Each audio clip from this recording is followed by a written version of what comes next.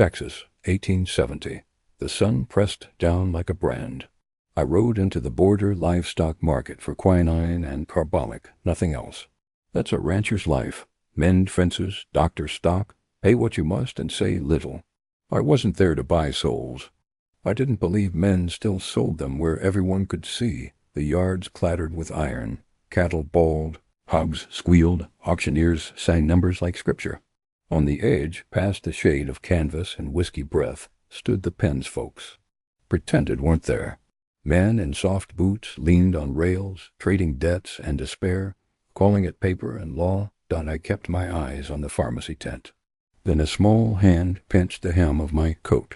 "Mister," a girl said, voice brittle as twigs, "take her instead of me." She wasn't up to my belt. Raw rope had tattooed her wrists.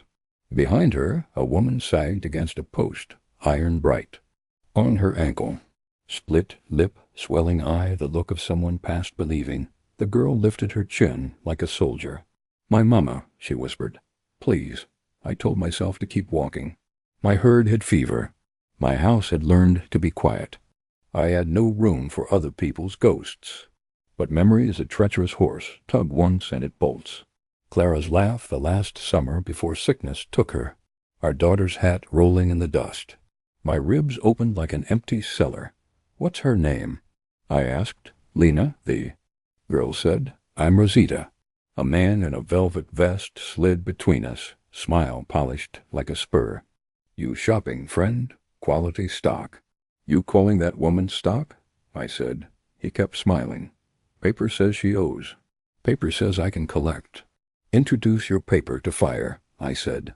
Two men detached from the shade, hands easy at their sides. Market noise thinned, the way water bends around a rock. I don't remember reaching for my money. Only the scrape of coins and how heavy gold feels when you're buying something you can't name. I set pieces on the rail, 1, 2, 3 heartbeats I thought I'd stopped having. "That buys the chain," I said, "and whatever ink you use to pretend it's law." He rolled a coin. "For that price you can take the little one." Woman. "Stays. She ain't fit for—" I dropped 2 more so hard the rail rang. "Both," I said. "Or I turn this place inside out and invite the sheriff to sort you from the hogs." He measured daylight and witnesses. Velvet vest wet his teeth, nodded to a boy with keys. The lock coughed. Iron fell. The woman swayed. I caught her elbow and felt how light suffering makes a person. "It's over," I told her, though we both knew it wasn't. Rosita's fingers hooked my palm like they remembered me from another life. I lifted Lena into my wagon, tucked a blanket under her feet, set a jug where she could see it if she woke.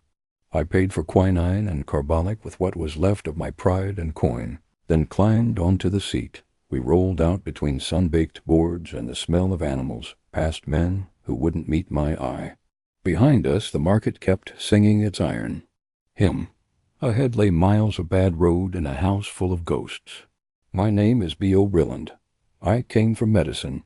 I left with a mother and her child, and a debt that doesn't fit on paper."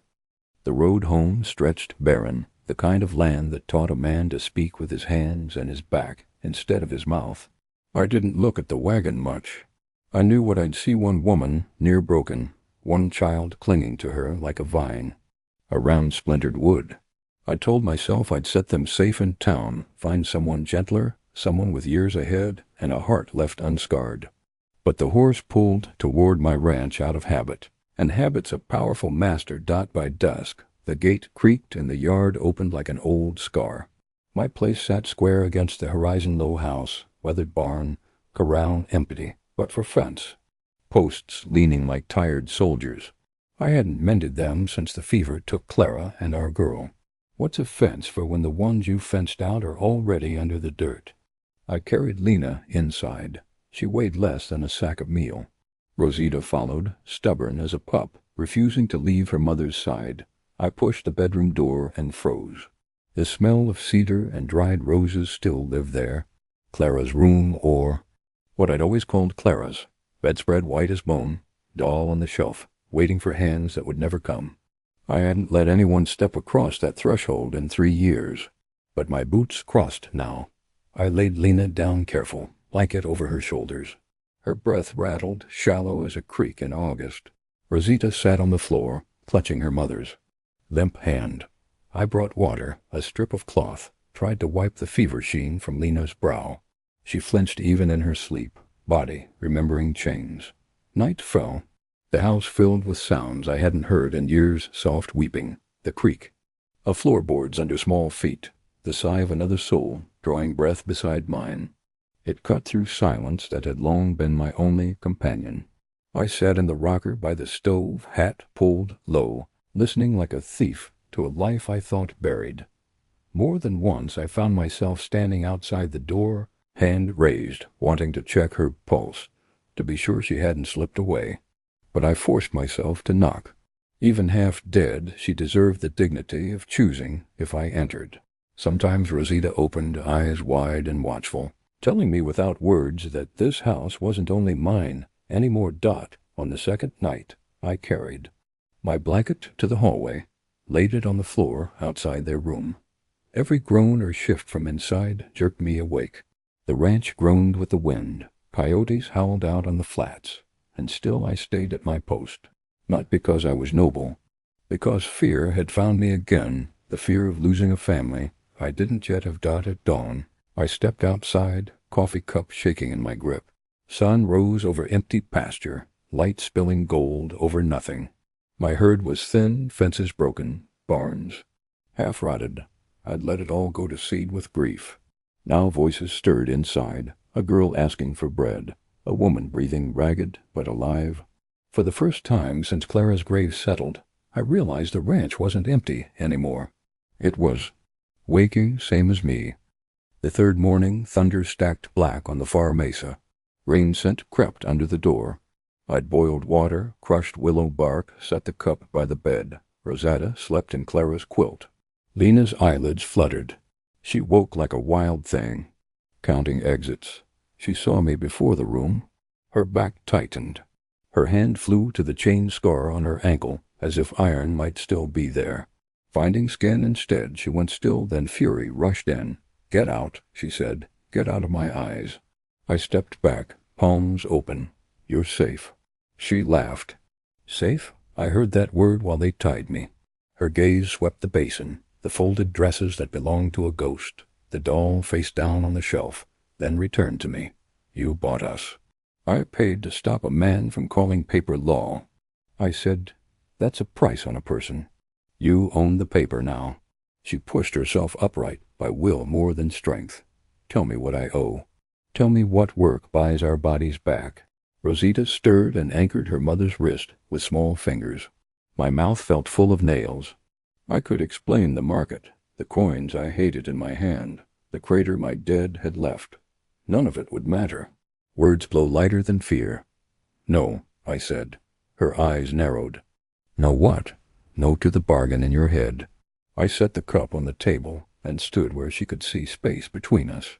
"This house isn't a ledger. I don't hold your life like cash. I brought you because a child asked and because I couldn't carry one more grave I might have prevented. That's all." Lena's hand shook at the blanket's edge. "Men don't do things for nothing," she said. "In mine they sometimes do," I answered, hearing how thin it sounded. "If you want me gone, I'll leave the room. If you want us gone, I'll hitch the wagon at first light and take you to town. Sheriff can find a board or family." She watched me like a rattler. "And until then, I sleep on the floor outside this door," I said. "You tell me when I may cross it. You and the girl eat first. You take the bed. You keep the key." "There's a key?" I set the little brass one on the table, the same that had kept this room a shrine. "Why her room?" Lena asked after a while, eyes on the white bedspread. "Because she wouldn't." "Want it empty?" I said. Saying it felt like walking unarmed into hail. "Rooms are for breathing people, not photos." Rosita's small voice. "Mama, the quilt is warm." Lena stared at the key. She shook her head even as her fingers touched it. The storm finally broke, rain thundering like hooves. She flinched, then steadied. "Leave," she said softer. "I'll be right outside." I closed the door but didn't let it catch. The blanket was already spread in the hall from nights before. I lowered myself onto it and listened to rain beat the dust flat. From inside came a clink of china, a swallow, a breath let out like a cut string. After a time, Rosita's feet padded to the threshold. The door cracked. A square of lamplight lay across my boots, she said. Not to lock, the girl whispered. I didn't answer. I just nodded to the wood. With the storm sliding east, something in the house shifted a half-inch toward life. I lay on the floor and kept my promise of no. The storm left the earth breathing wet. By morning, puddles mirrored the sky, and the air carried that sharp, clean smell a man forgets until it rains again. I was splitting kindling when Rosita padded barefoot onto the porch, her hair still tangled from sleep. She carried Clara's rag doll under one arm. She don't believe you, she said, voice plain as a ledger. She doesn't have to, I told her. Rosita studied me with eyes too old for her small face. But you sleep on the floor. You knock. That stopped me mid-swing. She'd noticed more than I reckoned. Children always do. By midday, Lena drifted from the room. She stood in the doorway, wrapped in Clara's quilt, skin pale against the dark of her hair. Her gaze slid over the blanket laid out in the hall, the dent where my body had been. She didn't say a word, but something flickered across her face, confusion. Maybe, or the first glint of belief. I tipped my hat, and kept my hat, and kept my distove. She sat at the table, slow as a skittish mar. Rosita hopped beside her, proud as if she'd led her mother there herself. I kept my hands on the counter, not daring to crowd them. They ate in silence, but silence is different when two people breathe in it instead of one. That night I spread my blanket in the hall, as always. But when I reached for the latch to make sure the door was locked, I found it loose. My chest tightened. She'd left it unturned. I didn't go in, didn't say a word, just lay back on the boards, listening. The sounds of their breathing drifted out, two rhythms, uneven but alive. For the first time in years, the ranch didn't sound like a grave. The next days came measured and careful. I mended fence while Rosita trailed me with questions sharp as thorns. She wanted to ride, to rope, to touch everything her small hands could reach. Lena watched from the porch, still weak, but her eyes tracked me different, now less like a jailer, more like someone trying to puzzle out a truth she hadn't seen before. One evening I carried a bucket past her chair. She startled when I tipped my hat. Then, almost against her will, she asked, Why? Why what? Why no man's hand on me yet? The bucket handle cut into my fingers. I didn't meet her gaze. Because your body's your own. Because I buried my wife with mine. Because I've got no right.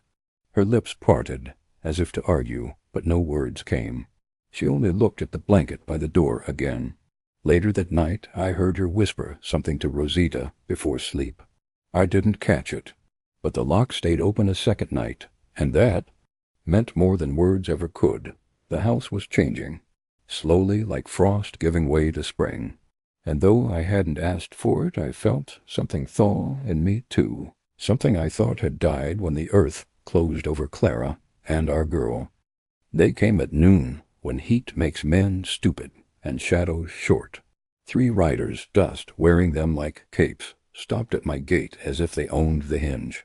The front man had a preacher's hat and a liar's smile. "B.O. Rilland?" he called. "Easy as Sunday. We're here for property absconded with from the border market." I stepped off the porch and left the rifle leaning in plain sight. "We don't call people property on this land." He lifted a paper and let the breeze flirt its edge. Lena Alvarez indenture, executed for transport and labor. Girl incidental. Signatures, witnesses, the whole hymn book. The 2 behind. Him fanned left and right, eyes talking to their hands. The porch boards creaked. I felt Lena's gaze through the window. Rosita's breath caught like a bird behind a screen. I kept my voice low. "You show me a law that says a woman's a crate. I'll show you a shovel and the time it takes to dig a place for it." "Fine words," the man said, "but paper travels faster than bullets. Sheriff will listen to this." "He will," I said, "and he'll listen to me, and to the market boys I paid to stop breaking a woman. Which story do you reckon he likes better in daylight?" The right-hand rider twitched, a tell I knew from cattle thieves. Itchy men who want trouble to start so they can feel something. His hand dropped. I moved before thought. I grabbed the rifle from the post and fired into the dirt between his horse's legs. The animal reared screaming, throwing him sideways. The left-hand one drew. I dove behind the pump, the shot peeling a chip off the handle. Splinters bit my cheek. The world tunneled to sound and motion. "House!" I yelled without. Turning. "Down!" Glass whispered behind me as Lena pulled Rosita to the floor. It made something old and iron in me click into place, the part of a man that remembers he's built to stand between danger and small breathing things. They split, taking angles. I counted their steps by grit and boot. When the left-hand man paused to cock, I swung out and fired high. He ducked. I dropped low and racked the lever. The preacher hat rushed the porch, thinking me empty. I let him get close, then smashed him with the pump handle. The crack sang through my arms. He staggered, hat tumbling, eyes wide with the kind of surprise men get when the world stops obeying them. Pain burned my side. I looked down and saw the bloom dark, wet wrong. The right-hand bastard had found meat. My knees soft, but didn't fold. Pain is a road. You ride it or it rides you. "Leave," I told them, voice not my own. "Take your fake gospel and go before the ground takes you instead."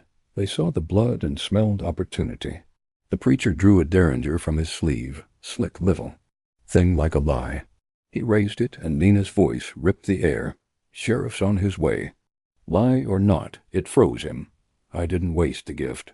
I leveled the rifle on my hip and let the hammer fall. His sleeve flashed fire. He howled, dropped the derringer, stumbled back, clutching a hand that wouldn't count coins for a while. The left-hand man fired wild and nicked the doorframe where Lena's face had been. She'd already pulled Rosita beneath the table. Smart woman. The right-hand one swung into his saddle with the grace of a fool and kicked dust to the horizon. The other two followed, hunched and cursing, the paper fluttering from the preacher's pocket to land in my yard. Like a broken promise, silence returned like a held breath let go. My legs chose then to soften proper. The porch step rose up to catch me. I pressed a palm to the wound and felt heat. Through the doorway I saw Rosita, eyes wide and bright with fear and something else that mattered more, faith. Maybe the kind that shows up when a man stands. Lena slid to her knees beside me, hands steady, voice anything, but "Don't move," she said. "Don't you dare move." "I'm all right," I lied. Blood warmed my fingers. The lying didn't matter. What mattered was the way she put herself between me and the door, as if danger might change its mind and come back. What mattered was the paper on the ground, trampled, and the line invisible but real that I'd drawn around my land and the people inside it. I'd never asked to be anyone's wall, but that day I learned a wall can be a kind of prayer built of blood and grit and the word no. The bullet had torn through my side, hot and mean, leaving a trail of fire that made my breath hitch with every move. I let Lena guide me inside, though pride fought the whole way. My boots dragged across the floorboards I'd swept alone for years. Now her hands pressed against me, fierce and unyielding, as if keeping me upright was the only law left. She cleared the table with one sweep of her arm, canning jars clattering to the floor. "Here," she said, voice low but steady. Rosita hovered near, eyes wet, clutching Clara's doll as if it could stitch me whole. Lena fetched whiskey, cloth, and my hunting knife. She laid them out with the precision of someone who'd done this before. My pulse thudded as I realized she had. "You know how?" I asked. "My brother," she said, not looking up. "Before they took him. Bullets then, too." I tried to joke, to soften the edges. "Guess I'm in capable hands." But her face was carved of stone. She cut away my shirt, soaked the blade in whiskey, then pressed cloth to the wound. Pain roared, white and blinding. I bit down on leather to keep from cursing loud enough to frighten Rosita. Her hands didn't shake. She worked slow, careful, eyes narrowed in concentration. Sweat lined her temples, but her breath stayed steady. Each stitch dragged like barbed wire through flesh, yet her touch was gentler than any I'd known since Clara. She never once flinched at my groans, never once pulled away. When the last knot was tied, she sat back, hands slick with blood and whiskey. For the first time, she met my gaze fully. "You should have let them take me," she said flat, but there was something behind it, a quiver that betrayed the truth. "No," I rasped. Her lips parted as if to argue, but nothing came. She looked at her hands, trembling now that the danger had passed. Rosita crept forward and placed the doll in my lap. "She says you'll be all right," the girl whispered. I rested my palm over the doll's head and then over Rosita's. My hands shook, but not from pain. From the weight of what they were giving me, trust, raw and undeserved. Lena sank onto the bench beside me. For a long time, neither of us spoke. The lamplight flickered, storm shadows dancing on the walls. My blood still seeped slow, but my heart beat stronger than it had in years. Her hand hovered near mine, hesitant, as though touching me might bind her in chains again. I let mine rest open, waiting. At last she'd placed her fingers near enough for warmth to pass between. Not taken, not forced, given. We sat like that, two scarred souls stitched together by accident and choice. For the first time since Clara's grave, I didn't feel hollow. Pain was still there, sure as the blood on my shirt, but it had a different edge now. Less like dying, more like beginning. 2 weeks later, the wound was knitting itself into a scar, though it still burned when I twisted wrong. Work had to be done regardless. Fences don't mend themselves, and horses don't gentle without a hand on the reins. That morning I saddled my mare and set Rosita in front of me.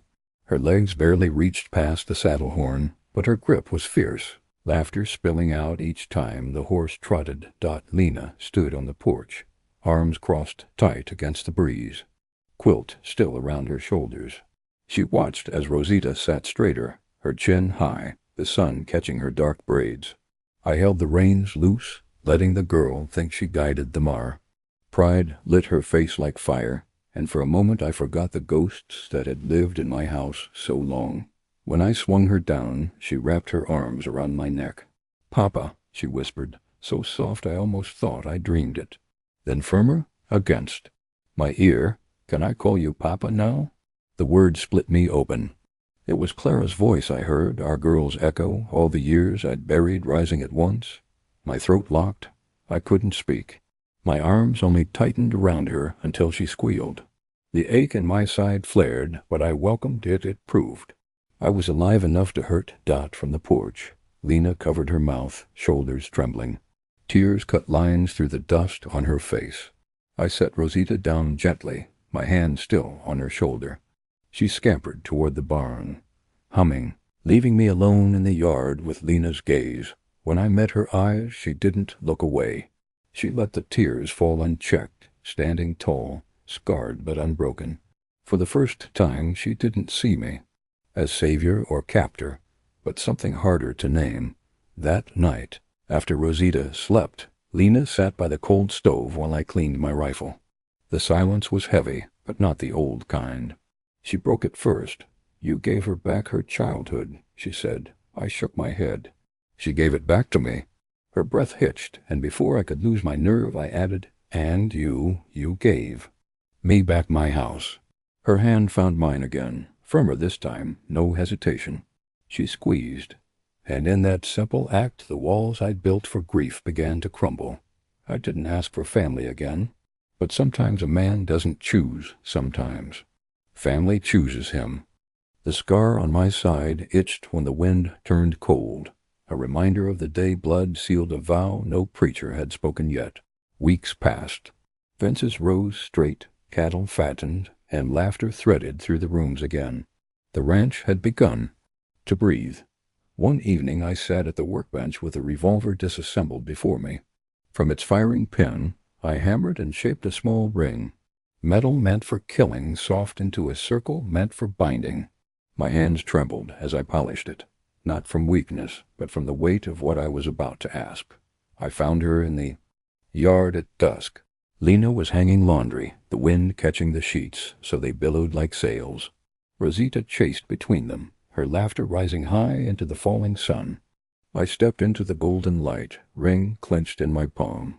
"Lena," I said, voice low, "this land was empty until you walked into it. I can't give you back what was stolen, but I can give you a place where no one owns you, where no paper can touch you. Will you stay, as my wife, not my debt?" Her eyes widened, tears sparking before she could stop them. She held out her hand, trembling, and I slid the ring onto her finger. It gleamed dull, but sure. She nodded once, then again, until her whole body seemed to shake with the force of it. Rosita threw her arms around both of us, squealing, "We're a family now." We married plain under the cottonwoods, with the sheriff and 2 neighbors for witness. No lace, no gold, just wildflowers in Lena's hair and dust on my boots. When we spoke our vows, no one dared whisper against them. The words were simple, but they carried more weight than any sermon. Afterward, standing before the house, Lena touched my arm. "It shouldn't just be your name on this place," she said. Together we painted the sign, La Casa de Esperanza, the House of Hope. That night, with the lantern glowing and Rosita asleep nearby, I sat with Lena on the porch. She leaned into me, and for the first time in years I felt the ache in my chest ease. The ranch was no longer a monument to the dead.